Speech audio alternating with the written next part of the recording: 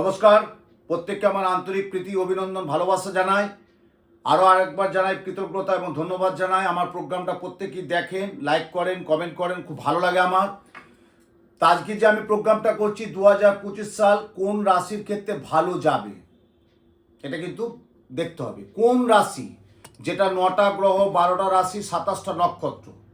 আমরা প্রথমে আসি কিন্তু মেষ রাশি। মেষ রাশি কেমন যাবে আমি কিন্তু প্রত্যেকটা প্রোগ্রামে প্রত্যেকটা রাশি সম্পর্কে বলবো, কিন্তু আজকে যেটা বলবো ওভারঅল যেটাই বলবো যে 5টা রাশি কেমন যেতে পারে 2025 সাল।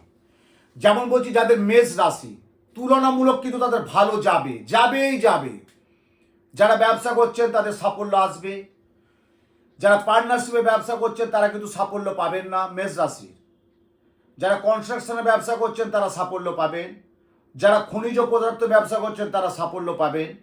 যারা শেয়ার মার্কেটে ব্যবসা করছে তারা সাফল্য পাবেন না। যাদের বিদ্যা ক্ষেত্রে, পড়াশোনার ক্ষেত্রে, মেষ রাশির ক্ষেত্রে কিন্তু প্রবল ভালো যোগ আছে যদি পড়াশোনায় মনোযোগ দিতে পারে। দাম্পত্য জীবনে যদি কারো মঙ্গল নিচস্থ থাকে তাহলে কিন্তু একটা অমঙ্গলের বার্তা কিন্তু পৌঁছাবে মেষ রাশির ক্ষেত্রে বলছি। কিন্তু আসছি মেষের পর বৃষ রাশি কিন্তু ওভারঅল বলছে 2025 শারীরিক দিকে খুব ক্ষয়ক্ষতি হবে। কিন্তু বাড়ির যে গুরুস্থানীয় আছে, বাবা মা, কাকু কাকিমা, জেঠিমা, যারা গুরুস্থানীয় বা বাড়ির কারু না কারু একটা অঘটন ঘটবে কিন্তু বৃষ রাশির ক্ষেত্রে মেনে নেবেন, দেখে নেবেন। 2025 সাল বৃষ রাশির ক্ষেত্রে বাড়িতে একটা অঘটন ঘটবে। তার থেকে এটা আমি বলছি মানে সতর্কতা থাকার জন্য বলছি। দেখুন, জ্যোতিষশাস্ত্র কি করতে পারে, এক্ষুনি আমাকে হয়তো অনেকে প্রশ্ন করবে বা করে, তাহলে জ্যোতিষতন্ত্র শাস্ত্রটা কিসের। আমি বলে দিতে পারি, এই সময় থেকে এই সময় আপনার সময়টা খারাপ যাচ্ছে, আপনি একটু সতর্কতা অবলম্বন করুন। তা সত্ত্বেও যদি না করে তাহলে কিন্তু আর বিপদটা হবে। কিন্তু আমি দেখে দিচ্ছি যে আমি আমার মাধ্যম দিয়ে কিছু প্রতিকার দিয়ে থাকলে হয়তো হাতের এই জায়গাটা বিরাট একটা মেজর প্রবলেম হতো না, একটু আঙুলটার দিকে চলে গেল। এসে কিন্তু বলছি হ্যাঁ আমার এটা কিন্তু হয়েছে, কিন্তু আমার এতটা হয়নি, আমার গেছে সামান্য একটুকু। আমি দেখতে পাচ্ছি একটা অস্ত্রোপচার যোগ আছে। ডাক্তারবাবু বলছে আপনার শরীর ভালো যাচ্ছে না, ডাক্তারবাবু বাবুর সাথে কাউন্সিলিং করছে। আমি জ্যোতিষশাস্ত্রে দেখছি তার লগ্নের সপ্তমে অষ্টমে লগ্ন মঙ্গল বসে আছে, অস্ত্রোপচার হবেই।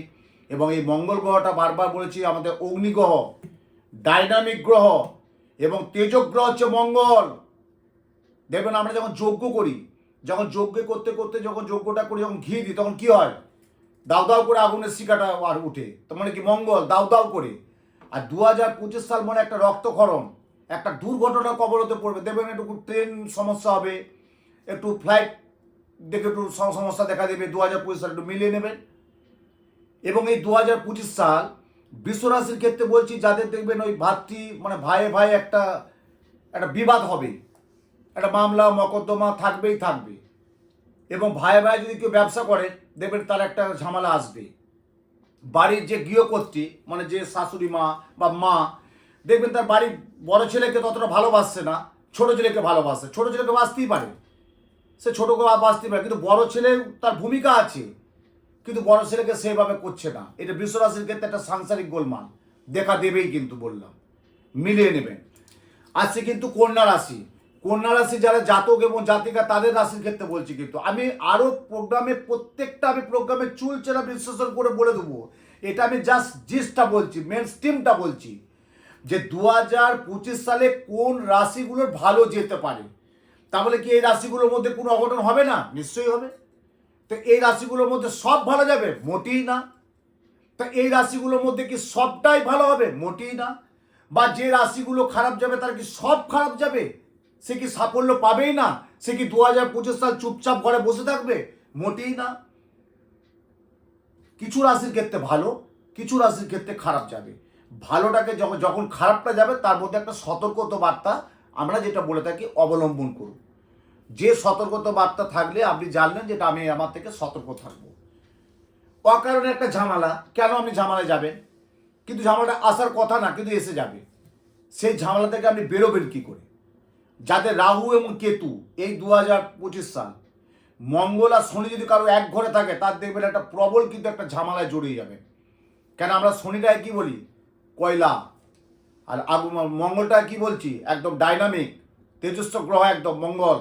ওই কয়লার সাথে আগুন। আগেকার দিনে কি করতো দেখবেন, যখন কয়লায় যখন আগুনে যখন রান্না করতেন মাটির বা কাঠে, তখন নিজে দেখবেন পাখা করতেন। পাখা মানে কি, শনিকে পাখা করছে, মঙ্গল দাউ দাউ করে উঠছে। খুব বাস্তব কথাটা উত্তম শাস্ত্রী বলছি, আপনাদের সামনে তুলে ধরছি, মিলিয়ে নেবেন কথাটা। সেই কারণে তার জন্য কিছু প্রতিকার আছে এবং আমি কিছু বিশেষ বিশেষ টিপস দেব, যে টিপসগুলো আপনারা করলে বিরাট কিছু ভালো পাবেন এবং নিজে ঘরে বসে করবেন। যেমন আমি আগের প্রোগ্রামে বলেছি, মঙ্গলবার দিন যাদের মঙ্গল খারাপ নিচস্থ বুঝতে পারছেন, তাদের উদ্দেশ্যে বলেছি যে মঙ্গলবার 9টা প্যাচ, প্রতি মঙ্গলবার 9টা সুতো হাতে ছেলেরা বাঁধবেন আর মেয়েরা বাঁ হাতে বাঁধবেন। এবং এই মঙ্গলবার, প্রতি মঙ্গলবার না পারলে মাসে একটা করবেন মঙ্গলবার, হাতে সুতো চেঞ্জ করুন, দেখবেন খুব ভালো থাকবেন, মনে জোর বাড়বে, কোনো শত্রু ক্ষতি করতে পারবে না। মিলে নেবেন কথাটা।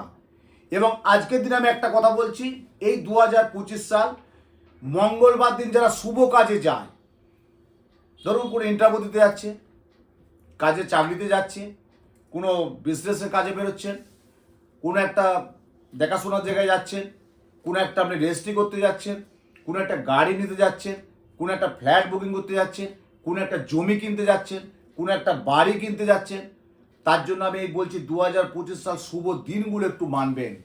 হনুমান চালিসা পাঠ করুন প্রত্যেকের জন্য বলছি, মঙ্গলবার শনিবার এবং সোমবার দিন যখন যাবেন শুভ কাজে, লিখে রাখুন, শুভ কাজে যখন সোমবার দিন যাবেন, একটু দুধ, যে কোনো দুধ, একটু কাঁচা দুধ বা একটু সিদ্ধ দুধ, যাই জ্বালানো দুধ, মুখে একটু দুধ পান করে বেরিয়ে যাবেন।